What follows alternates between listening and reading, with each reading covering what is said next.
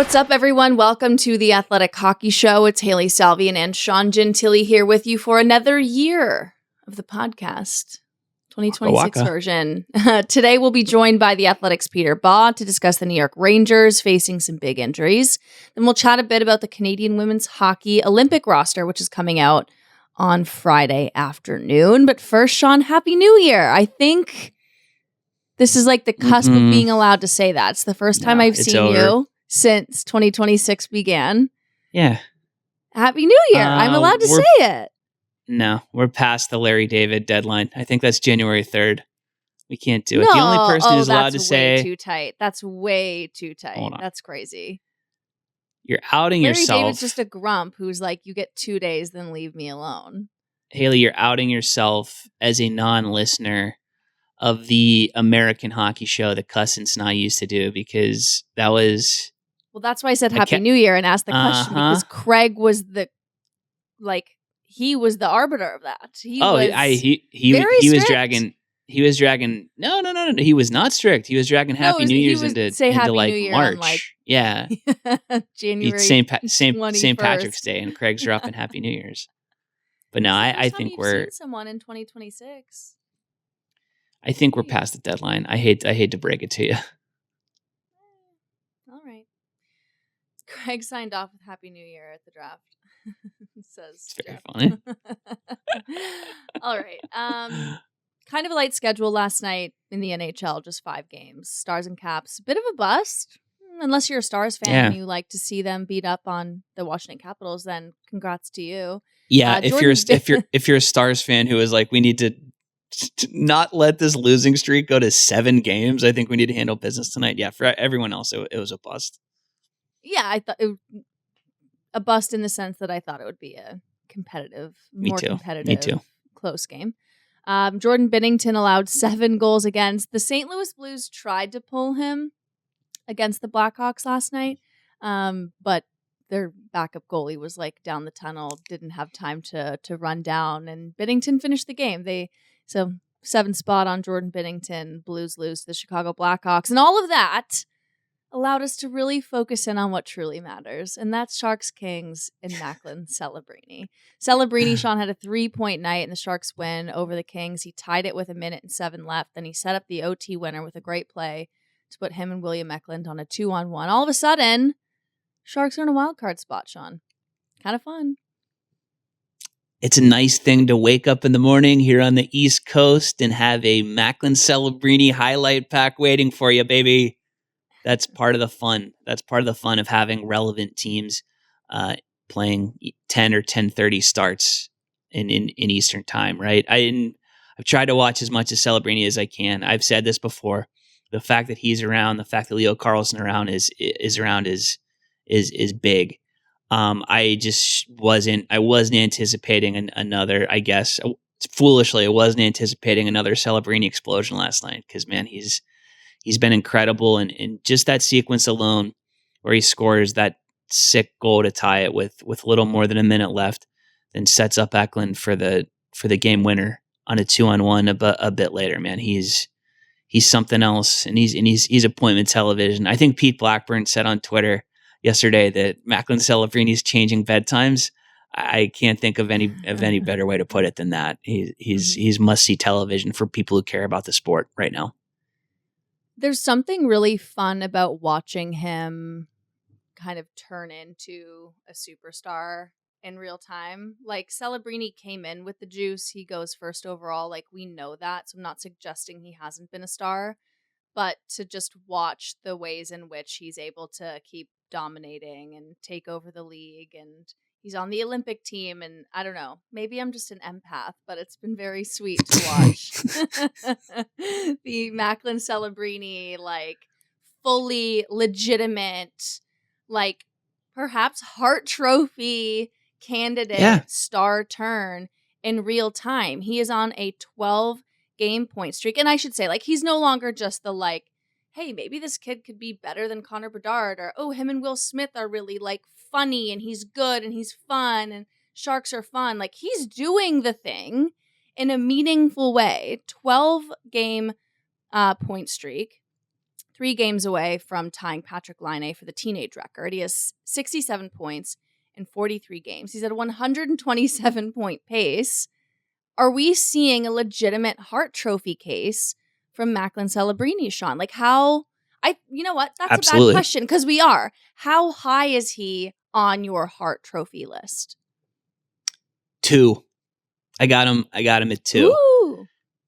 And we'll go into the rationale there in a second. But I do want to. This always needs to be reinforced. I think with Celebrini. Year 2 is when it happens. That's when it happens for the guys, the capital G guys. That's when it happened for Crosby, Art Ross, MVP. That's when it happened for McDavid, Art Ross, MVP. And what we're seeing from Celebrini, halfway through the season is that he's in contention for an Art Ross and an MVP. Right. That's the line. That's the line between super, mega, ultra elite talents like Crosby and McDavid and Macklin Celebrini and everyone else. And there is a bunch of I think my point, what I meant was like, he didn't come into the league with the Crosby McDavid juice, which is what makes this like superstar turn even more compelling. And I don't know if it was just like the generational talent fatigue, but I don't think people were talking about him quite the same. Yeah. So that's what's made it more fun to be like he's doing the thing and we're watching the tide shift. Sorry to cut you off, but like, yeah, Crosby McDavid did it in year 2, but like they came in with different billing. So there's something almost more rewarding and like fun to watch Celebrini do it. The point is like this is what a generational player looks like. This is how a generational player looks like in year 2. He doesn't look like Connor Bedard. He doesn't look like Nico Hischier or whatever. It certainly doesn't look like Alexis Lafreniere or whatever. Go back through all the number 1 picks. Like in Hailey, I think you nailed it. It's generational player air quotes fatigue. Like we've used that term so much over the years that I think to some extent forgot what it looks like when one actually rolls along. And that's who this dude is. It was McDavid before him, and before that it was Crosby. And the dividing line is that when those guys are in their second NHL season, they're doing stuff like the stuff we've seen him do last night and for months going back. So it's fun. I think it is a helpful reminder. And yeah, he maybe didn't come in with a degree of hype that we saw from Crosby and McDavid. It was a tick below that. But everything he's getting now is completely deserved because my man is still a teenager. It is incredible. But yeah, Hart and Trophy you asked case? about he's second. He's second. Mm-hmm. I still have him like a hair behind behind Nathan MacKinnon. But I think he's 2 probably pretty decisively, and he's certainly the number 2 forward on my personal ballot. So our friend Dom Luschishin had his awards watch come out yesterday. And he said it's a 2-man race between McDavid and MacKinnon. But Celebrini is the most intriguing name on the list. He had him a little bit lower.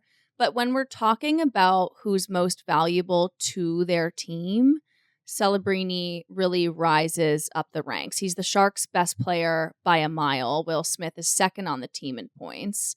I think 9 points behind, or 9 goals behind Celebrini. That gap is the largest of any of the other Hart Trophy candidates that we're talking about. And MacKinnon would be the next closest. But the guy behind him is, also on the Hart Trophy candidate list. So if we're looking at like the most valuable player to a team, I think right now it's Macklin Celebrini. Yes, Nathan MacKinnon is like otherworldly at 5-on-5. He's the engine for the Colorado Avalanche. Like I would have no problem voting Nathan MacKinnon. I would have no problem if he wins the Hart Trophy. But if the Sharks can stay in the hunt, if they can stay in a playoff spot, I don't think there's any denying that Macklin Celebrini is the reason why that team is playing relevant hockey right now.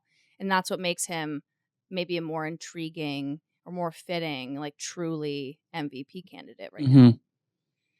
The reason that I'm still Team MacKinnon here is Celebrini the most valuable to a team? And like, yeah, absolutely. Like we're not going to debate that here. I don't think. That being said, I think this is an important stat. Since December 1st, the Sharks are scoring 1.52 more goals per 60 with Celebrini on the ice. That's incredible, right? Colorado is scoring 1.53 more with MacKinnon on the ice. So if you want to just break it down strictly into those terms, how much better is a team when a player is on the ice versus the alternative? Those guys are neck and neck. And I think people are quick to just assume that Celebrini is miles and miles and miles better of everyone else on that team, which is true. But I think there is a certain degree of I think MacKinnon gets dinged there unfairly. Now, we can have the Cale Makar discussion at some point down the line, but I think there is a whole bunch of evidence over the last few years that at least as relates to those two, MacKinnon, is engine one versus Makar being engine two. So I think the gap in terms of, and it's nebulous, but the gap in terms of value to your individual team and an improvement over the other players, I think it's probably a little bit closer, than people are accounting for at this point. But I'm not dinging MacKinnon for that. He has the next largest gap between teammates. I think people are, I know. I know you're not. I know you're not. I think people are going to, and I think I think people are going to read into what I said that I am, and I'm not. They are 1 and 2 in terms of the scoring gap, and that's always kind of been like when MacKinnon has been a Hart Trophy candidate. He's been for a long time, but that's always kind of been the debate, and the biggest thing for Nathan MacKinnon is like, look at what he's doing compared to everyone else. There's just something about a 19-year-old doing that and willing a team that was the worst hockey team, in the league 2 years ago before he entered. Like, there's just something, and maybe that's narrative spin, and maybe that's the whole, like, I'm an empath and that's Macklin allowed. Celebrini's fun. Like there's just something that's about allowed. This 19-year-old literally carrying this team into a playoff spot with 0.01 like differentiation point between him and MacKinnon in terms of goals per 60 on ice. Like, when you read that stat, I'm like, that speaks more to Celebrini to me right now than MacKinnon, because like MacKinnon, and that's unfair to Nathan MacKinnon. It should be more about like, wow, the longevity that he's been able to be the most impactful player on the ice is great. But then to me, I'm like, there's a teenager keeping up with Nathan MacKinnon.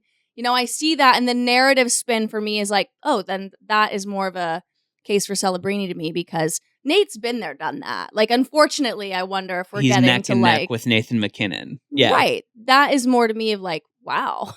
I agree. Even though we just said he's this generational talent, but there's just again, watching it all happen has been pretty incredible. Here's what I'll say about awards voting in general. I think we've made enormous strides. Hockey media has in a lot of ways, in a lot of important ways. I think the discourse around the Norris Trophy is a zillion times better than it was 5-10 years ago. I've watched it happen. We're in a better spot. The discourse around the Selke Trophy is a zillion times better than it was 5 or 10 or 15 years ago. I've watched it happen. I'm okay if there's a tie when we're talking about the Hart Trophy, or if the gap is relatively slim, that you go with the better story. And to me, I think that's Celebrini this year. So all things being equal, if MacKinnon finishes with a couple more points and the underlyings are maybe a little bit better, I think I'll probably end up voting for Macklin Celebrini. And I think a lot of other people will too, because that is how human brains work. We apply narratives to things. We appreciate the stories and the human beings that are involved with this kind of thing. And also there's voter fatigue to consider too. People get tired. We've seen it in sports year after year. Yeah. Across sports, people get tired of voting for the same guys. Otherwise, Shaquille O'Neal would have won 5 straight MVPs in the 90s. MacKinnon still only has 1 Hart Trophy.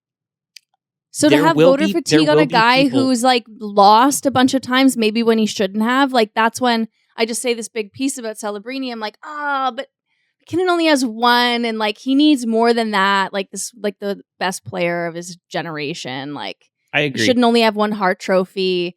And there shouldn't be voter fatigue on Nathan MacKinnon already, even though I just said, unfair. like, oh, Celebrini's nicer. Like, we're having this conversation in real time and being like, this is the stuff that happens, and this is how guys lose out on major trophies. Because you have 30-year-old women being like, he's so sweet. I just kidding. That wouldn't be my ballot, please. Anyways. Yeah, right. He's so nice. Delete that. The main takeaway and my main point from all of this is that there needs to be more daylight between Nathan MacKinnon and Macklin Celebrini if Nathan MacKinnon wants to lock this down. Because what Celebrini is doing is so compelling on a human level, on a historic level, on a narrative level that people are going to fill in those gaps, and I don't think they're going to be wrong too. Dom does have MacKinnon leading the way in the Hart race, and by quite a significant margin in terms of his overall rating, offensive rating, defensive rating. It's better than McDavid, Makar, et cetera, et cetera. But yeah, Celebrini's more intriguing, and that's gonna end up swinging some votes. I think it's also worth mentioning before we move on that Dom has Moritz Seider challenging Cale Makar for the Norris right now. Just given the degree of difficulty that Seider faces combined with his defensive presence for the Red Wings, like he's a real difference maker for that team. We don't have to talk about that now. Unfortunately, we don't have time. But maybe we can force our pal Max Bultman to join us to talk about it. He could talk about it on his Monday show if he wants, but I'd rather talk to my friend Max. So maybe we'll try to bring him in here to get a little bit more on Seider. I got all the time in the world to talk more on Seider because it's so fun to watch a player hit his potential. And I think that's what we're seeing there. He is the player that people, argued that he could be for the last bunch of years. So I love it. Like, it's compelling as hell. Do I want to talk to Max about that? I guess we'll wait and see. That's a little bit less of a slam dunk, but could be nice. Shout out to Moritz Seider. He's pretty good. Shout out to Max. He's fine. All right, let's take a break. Peter Baugh is much better than Max Bultman. Joins us next on the Athletic Hockey Show. The New York Rangers have won just 4 of their last 10 games and were dealt a pair of injury blows on Tuesday as Adam Fox will go on LTIR and Igor Shesterkin was put on IR. Here to break it all down is our Rangers / New York, New Jersey, tri-state area reporter, Peter Baugh. What's up, dude? Did I get the title correct? Close enough. I don't know. New York guy, Peter. Yeah. I don't know if tri-state area snuck into that one. I don't know if that's on the official paperwork for Pete. Well, I don't fully have. It's close enough to whatever my job title is, so that works for me. He lives in New York. He writes about the Rangers and among other things. Yeah, New York area hockey writer. Perfect. All right, we can start with Shesterkin right away. I think that's the big news for the Rangers, even though there's a ton we can get into here with you. Their number one goalie goes down against the Utah Mammoth. That is probably the player the Rangers can least afford to lose. And yes, we're talking about that within the context of Adam Fox going on LTIR as well. Peter, just how devastating is this to a team that's already been struggling this season? Yeah, I mean, Igor Shesterkin has had, I think by his standards, an okay season. And yet he's one of the 4 best goalies in the league in goals saved above expected. He has a .913 save percentage. He's been really, really good. This is a high-level goalie, and someone, like you said, the Rangers just can't afford to lose. I think if it's a shorter period of time, you can get by with Jonathan Quick if you're fully healthy in other areas, maybe. But the Rangers aren't even fully healthy in other areas, so they're going to have to really lean on a 39-year-old goalie for however long this stretch is. And the injury looked bad in real time. I mean, he wasn't putting any weight on that left leg. It looked like there wasn't much contact with the leg itself. I think the Rangers have kind of been vague on the updates. They put him on injured reserve rather than long-term injured reserve. When I talked to Mike Sullivan in his media press conference yesterday, he didn't offer much more of a timeline beyond that. So it's unclear. It could be medium term. It could be longer term. It's just really unclear. They haven't given a firm thing, but it's certainly a player that this team can't afford to lose and is going to make a really pivotal month much more difficult, because the Rangers are in a spot right now where if they want to make the playoffs, they can't just tread water anymore. They have to start winning games. They're in the bottom of the East in point percentage. So it's a pretty precarious position. Yeah, Pete, I'm not dumb enough to ask if there's a timeline on Shesterkin, but is there a timeline on the timeline? Like, is there any clarity at all? Like, do we know if there's tests that need to be done, or like, cause it you said it looked bad. Needed help on the ice and off the ice. And that's always a terrible sign. So the Rangers, like all NHL teams, are somewhat vague on injuries. NHL teams don't love transparency with all of that. But Mike Sullivan being vague on injury updates. No. I've never heard of such things. And the Rangers in particular, they love their he's still being evaluated week to week, day to day. All the generic lower body, upper body. But I think we'll just have to wait and see. I mean, we'll keep asking and hopefully we get more of a sense in the coming days. But certainly didn't look good. And if it's any amount of extended time, it's an issue. I think that's kind of the upshot for me too, is and you kind of led into saying this. It almost doesn't matter if it's 2 weeks or 2 months or whatever it is. They don't have enough time. They don't have time to waste, right? And any protracted absence from Shesterkin is a disaster, because they're 3 points out of a playoff spot, right? But they're blocked by 5 teams who've all played fewer games than them. Their points percentage, they're at the bottom of the conference, right? So there's no time to waste. So in some sense, the timeline question is almost irrelevant, because it's like we know that he's going to be on. He's on injured reserve. That means he's going to miss time, and they can't afford him to miss, any chunks like that.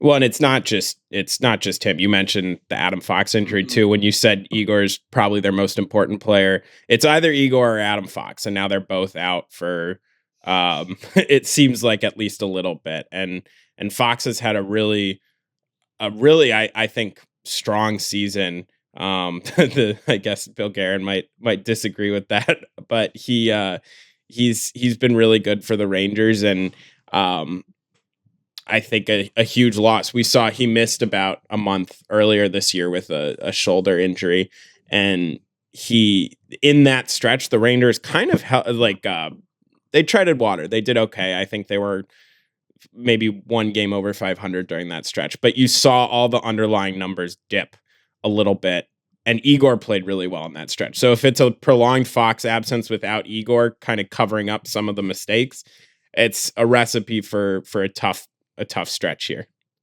Well, how does this all play into the trade deadline, agenda, or what the Rangers end up doing? I saw our colleague Vince had a story about how they're maybe looking at a Keifer Sherwood acquisition, but also, do you really want to be adding at the deadline when injuries like this are affecting the equation? I'm just curious how the Shesterkin injury, but his injury along with Adam Fox maybe changes the way you're looking at what the Rangers should be doing come the trade deadline. And, really, should this be a team that's selling at that time and looking down a reality that's coming a lot more quickly, which is that they're not going to be in the playoffs or competitive in the postseason this year?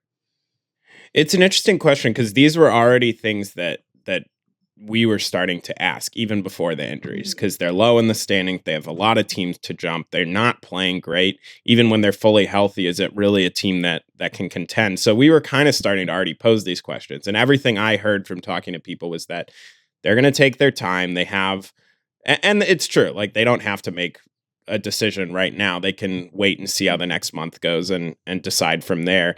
And my sense is that's still going to be their approach, but I think this gives us a bit more of a sense of how this next month is going to go. Maybe Jonathan Quick turns back the clock and is able to play consistently, which he's been awesome this year, to be clear. He's been a really good goalie in a number 2 role. I wonder about a guy who's 39 years old. How is he going to play if he's carrying a starter's workload? That's a lot to ask of someone of his age, even though he is one of the greatest goalies of his generation. So I think that this will crystallize a little more over the next month heading into the Olympic break. But if you ask me, like this the only ads the Rangers should be making right now are ads that can benefit them beyond this year. So maybe they look at Keifer Sherwood as someone who they can add and who will bring some middle six scoring beyond this year if they're able to work out an extension. But that's the only way a trade like that really makes sense for me. And with someone like Sherwood, who I think is a good player, it's a bit of a risky proposition because I believe the shooting percentage is really high this year, and it feels like a candidate for regression. And he's a good player, but I don't know if he's a 34 goal scorer or whatever he's on pace for. So we'll see how that plays out. My sense is there's a lot of teams in on Sherwood. I think the asking price is really high, as it should be for Vancouver. I mean, they don't need to be in any rush to trade him right now. But I think that, yeah, as this month keeps going, I mean, you've got to evaluate a lot of options, and including selling. The Sherwood possibility is wild because I get it. Their situation has changed pretty dramatically over the last 2 days or 2 weeks, but that's a player who's pure rental, right? Like, he's a pending UFA, shooting 17%. Like, God bless him, he's actually a pretty good shooter. Like, he's like historically over his career, he's pretty well into double digits there, but he is riding some kind of hot streak. He's 30 years old, and he's going to cost a lot. You're talking first round pick plus, because partially of how few relevant players it seems like there's going to be on the block over the next 2 months. So the fact that they're connected with him in any real way is just wild to me. If you want to overpay for Keifer Sherwood, if you're the Rangers and think that you're a Keifer Sherwood away from being a playoff relevant team again, then just sign him in the offseason. Overpay him there. Don't send assets back to Vancouver for the right to overpay him for the next 5 years or however long his contract's going to be. That just is tough to parse logically on their end of things. Well, I think the one thing that they maybe will have to consider when looking at whether it's Sherwood or some other pending UFA is if this is the best chance to extend someone. If they've kind of saved a bunch of their cap space for this summer. They're going to have well over 20 million in cap space this summer. So if they don't think that guys are getting to market, maybe you do have to trade just to make sure that you have the chance to as you said, that's crazy. That's like that. Like that's a recipe. That's a recipe for mediocrity. That should terrify Rangers fans to hear. Honestly, the mindset that would lead them to theoretically trading for Keifer Sherwood and then extending him like straight away is just nuts. Well, to me, it doesn't make sense unless you're going to extend him. Like, what does that do for you in the short term? It's not the difference. And so, I guess I'm just not foaming at the mouth. He's 30 and has scored double-digit goals 3 times. Like, I'm not looking at him as the final piece for any team, let alone one that's got as many obvious issues as they do with scoring goals. Because this is a team that's second from the bottom in 5-on-5 scoring too. I don't know. I'm blaming you for this, Pete. Obviously, clearly. What do you think, Hailey? What are your Keifer Sherwood thoughts? I feel like I lean more in the Sean camp of like, if I'm a Rangers fan and I'm watching this season and their second worst points percentage in the conference, and I'm trying to get excited about a Keifer Sherwood being a long and short-term solution, I'm pretty disappointed. I think if I'm a Rangers fan, I want to see them do a little bit more. If they're going to go and do something at the deadline because you want to go out and you want to win, you're saying like it's not a lost season, then you need to do something more than that. And then on the other side, I would say it's a lost season. We have an aging core. It's been a couple of years now of talking about this chaos and what are we going to do and should we buy, should we sell? I would either want to see them go out and do something big or go out and start accepting the fact that you probably need to retool a little bit. Nothing about trading for Keifer Sherwood would excite me as a Rangers fan. And the reality is there's not a whole lot of big things they can do out there unless some superstar decides they want out of their current situation that we're not aware of, which probably won't happen because all of these teams are in the playoff hunt. There aren't many teams that are purely out of it. Everyone can convince themselves they're in this.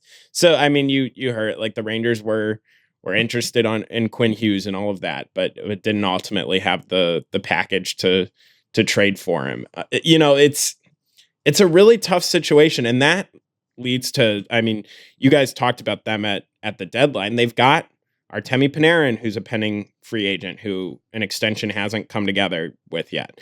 They have Carson Soucy, who is, I think, like perpetually in kind of trade conversations from year to year because he's a decent enough depth defenseman who's on short-term deals. And you've got, I don't know, there's a lot of, there's not a lot of pending UFAs, but there are a few that I think would be intriguing and would bring back returns. And I think the Rangers have to, maybe they can be patient. They can wait and see how the next month goes, but they're going to have to start looking at some of those.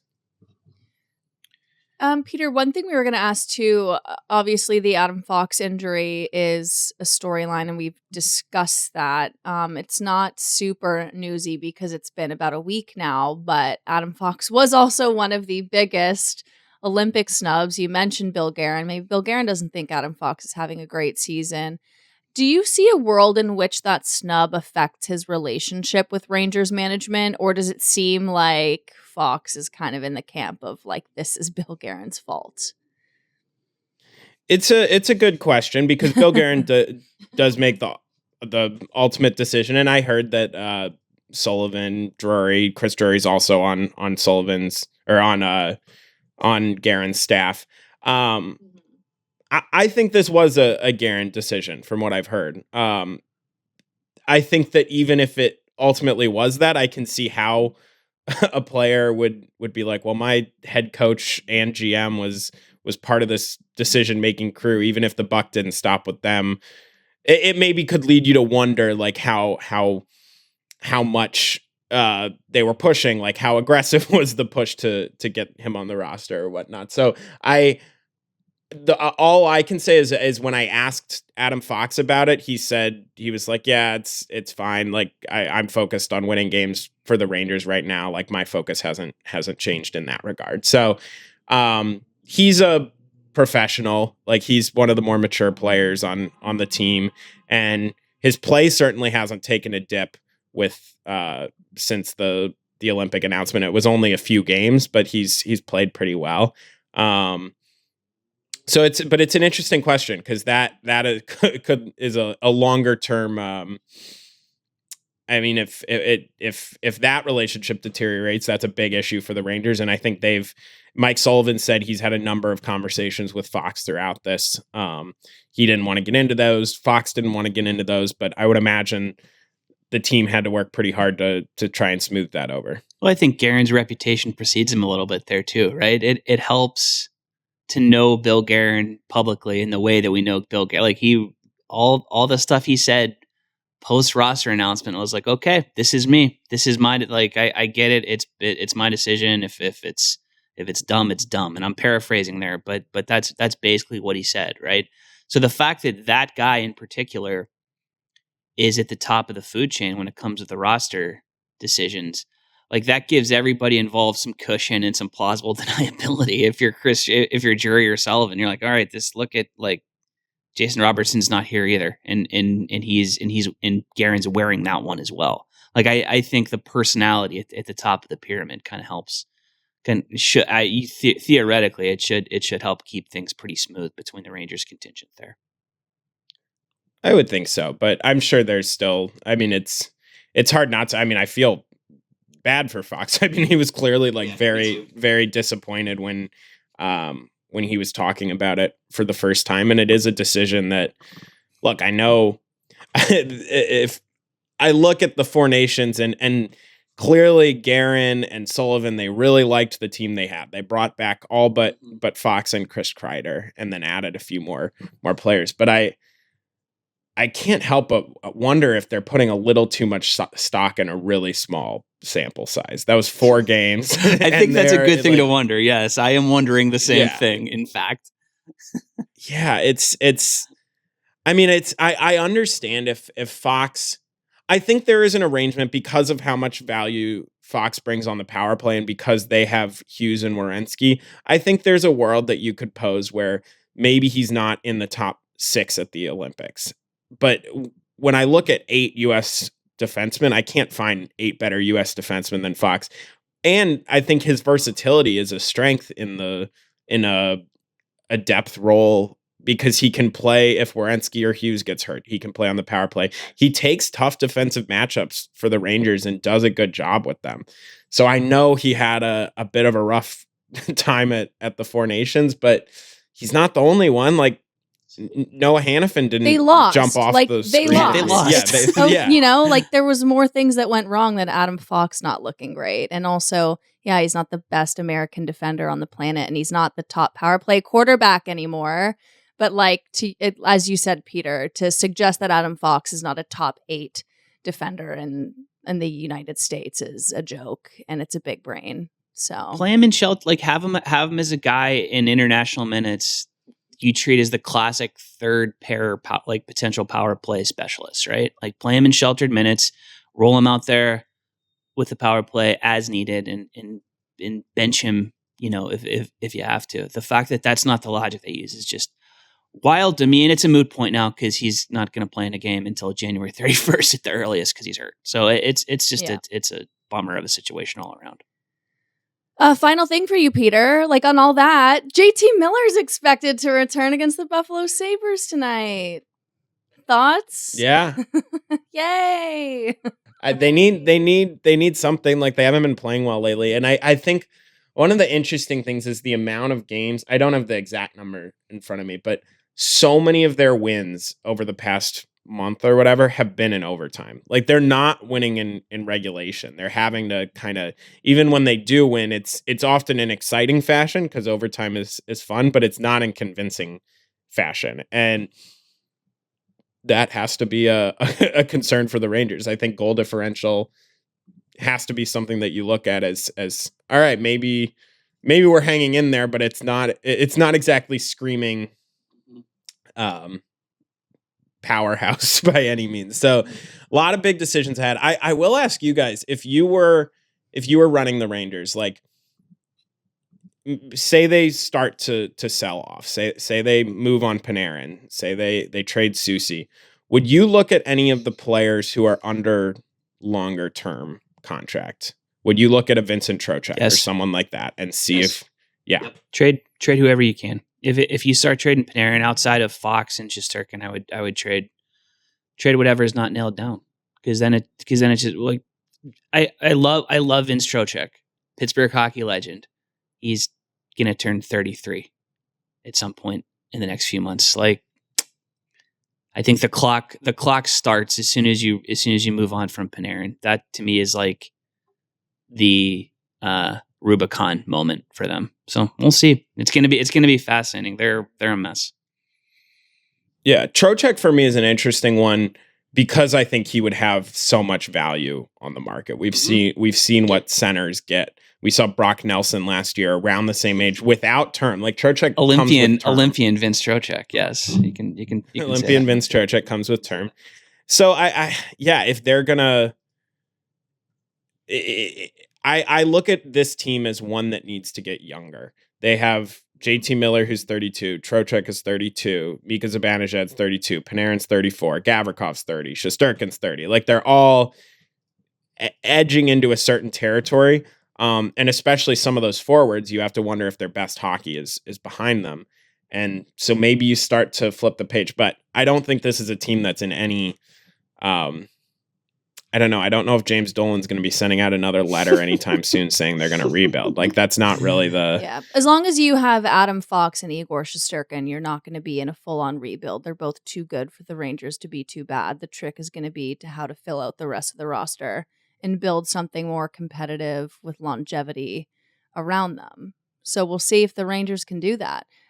Pete, we've got a jet. Thanks for doing this. Hey, the PWHL is going to play at Madison Square Garden, by the way. Maybe I'll see you there in April. Oh. Just announced. I would love that. Just announced. You can read more on theathletic.com. First women's pro hockey game with fans at the Garden. at MSG. Well, maybe I should get a credential and we can cover Dude, it together. go That'd as be a fun. no. Go as a spectator. Enjoy yourself. Take the night The off. vibes Let are Hailey let Hailey handle the business. And have some, Well, as long as I get to say hi to Hailey, then I'll be Yeah, fine. I'll She's pop around. down and say hi to the fans. I'm sure that's what they're all Yeah, there exactly. for. Not Hillary night. Yeah. We'll be clamoring. All right. Thanks so much, dude. We're going to take one more break here and we'll be back for the final segment of the Athletic Hockey Show. We're going to talk a little bit more about the Team Canada women's hockey roster that's coming out on Friday. We'll tee that up coming up next. All right. We've had enough time talking about the Canadian and the American men's Olympic hockey rosters. The U.S. women's hockey roster came out as well, but we've been waiting anxiously for the Canadian women's Olympic roster. They, by the way, won the 2022 Olympics, so this roster will be defending that title. I'll be at the announcement. The team's being announced on Friday at 3:30 Eastern. Sean, what do you want to know about Team Canada? I'm going to throw it to you to ask me a question as like a hockey fan.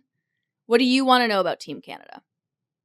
And I'll try to answer that question. As a Canadian women's hockey fan, what do you want to know, Sean Gentili? Yeah, right. Thank you. I was waiting for that. I just feel like the roster has been pretty static for the last couple of years. Obviously, we know that Marie-Philippe Poulain's going to be at the top. We know that Anne-Renee Desbiens is going to be the goaltender, and we know that Renata, we know what the top of this roster is going to look like. I feel like we also, to some extent, know what the middle and bottom of it is going to look like as well. There hasn't been a ton of change, so I'm wondering if there's going to be any kind of meaningful shuffling throughout, even relative to what we saw at Worlds. Mm-hmm. So I think obviously that's the big question that I'm trying to suss out. And honestly, like I've been a little bit torn between like, could we see major changes from Team Canada after the rivalry series loss? Like there was they lost, there was a 10 goal game. They were outscored. I think it was like 27 or 24-7. It was a really bad sweep at rivalry series. Team USA also won the last World Championships. They're on a 5 or 6 game win streak against Team Canada right now. So yeah, that's the question. Is the Canadian brain trust going to take that and say, we need to make some big changes? And I think we could see some around the edges, but I just don't see a world in which Team Canada is going to like rebuild its roster or make meaningful changes at the top of the lineup this close to an Olympic year. The blue line has struggled, and there's this kind of back and forth in my mind internally of like, do you switch it up completely or do you just try to go back to what you know and hope they figure it out? Because like, is adding new players who might not know your system or might not be ready for the Olympics actually the way to win the Olympics?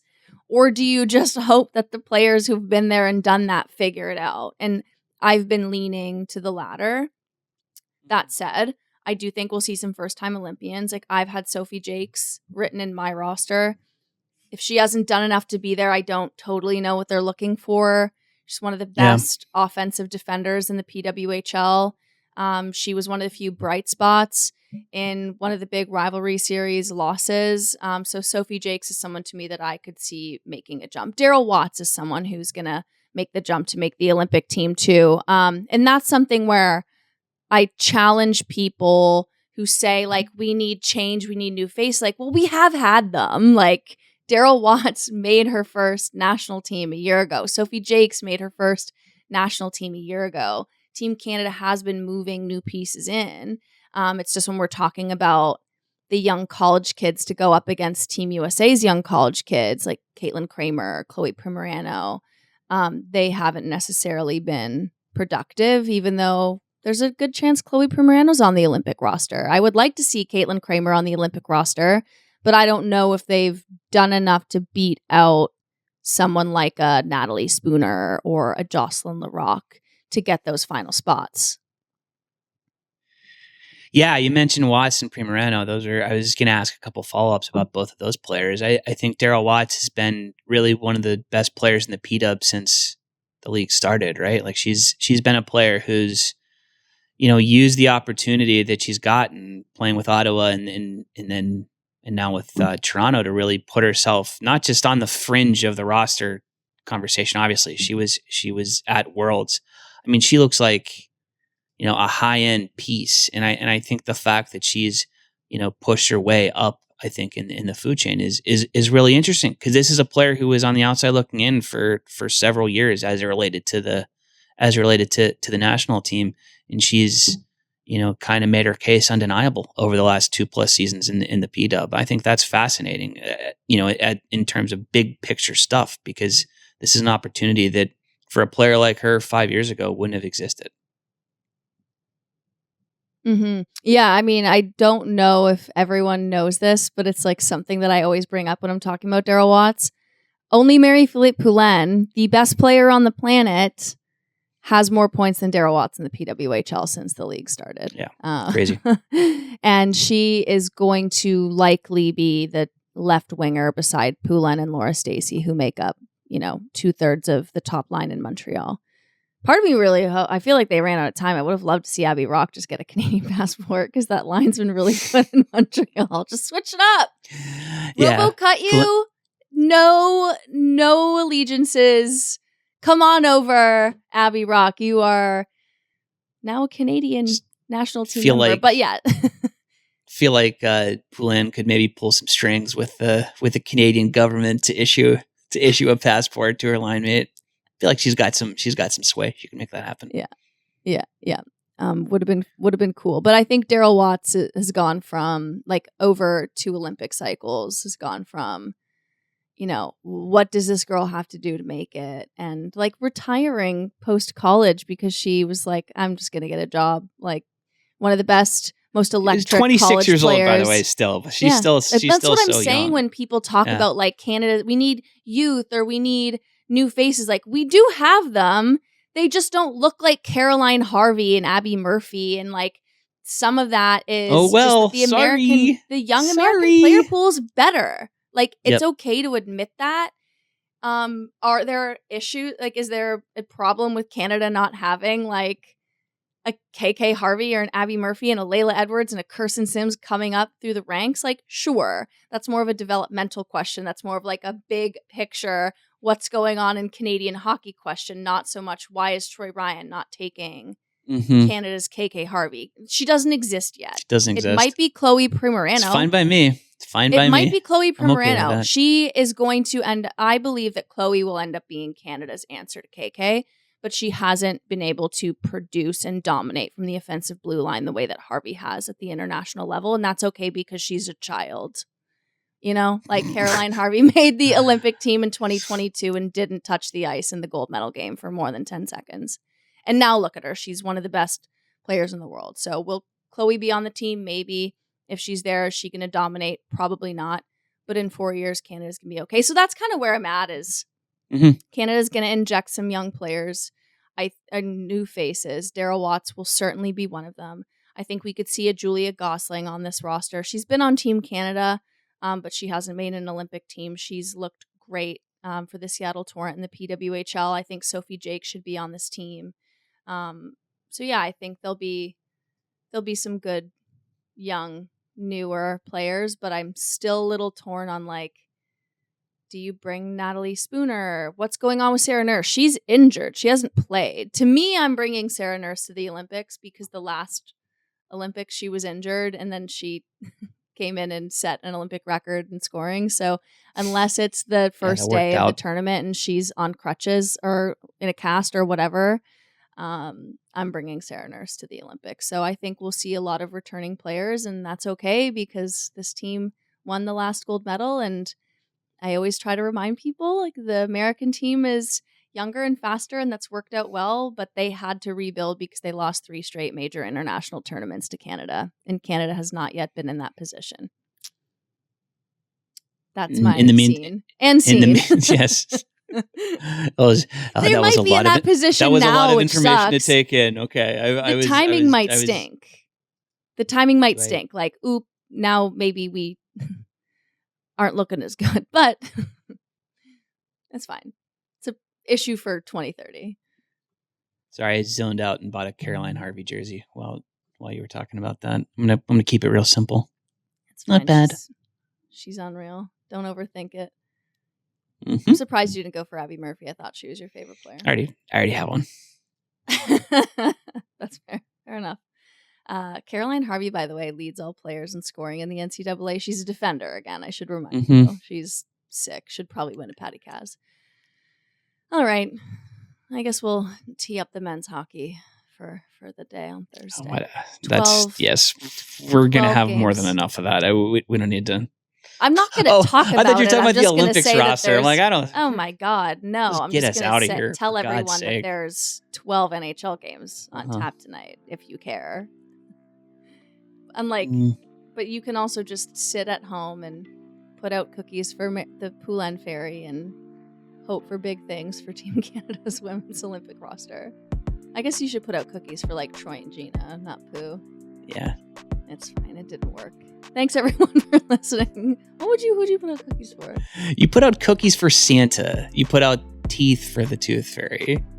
And you don't put out any for Marie-Philippe Poulin or Troy. I don't know. You lost me on the analogy. Let's just go. It's like wishing for good juju. It's a stretch. All right. Yeah, it didn't work. It's fine. Thanks everyone for listening to the show, though. I hope you made it this far. If you did, I don't want to hear any critiques about that. Max, Laz, and Jesse have the next show on Monday. Sean and I return on Thursday. Maybe we'll bring Max along. Or just Dom. Should probably talk to Dom at some point. Bye. Thanks. You Bye. never reply. Bye. Thanks for watching. Make sure to like and subscribe and ring the bell to stay informed and catch new episodes every Monday, Wednesday, Thursday, and Friday. And in the meantime, you can join our Discord community. We'll see you there.